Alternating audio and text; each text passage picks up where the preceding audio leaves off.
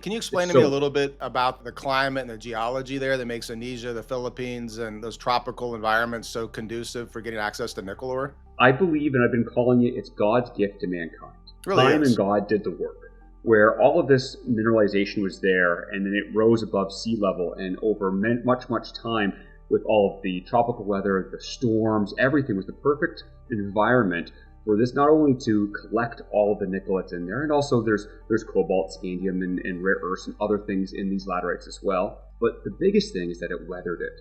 I went out there personally now twice on our site, and I can take a rock and crush it with my hand. That's how soft it is.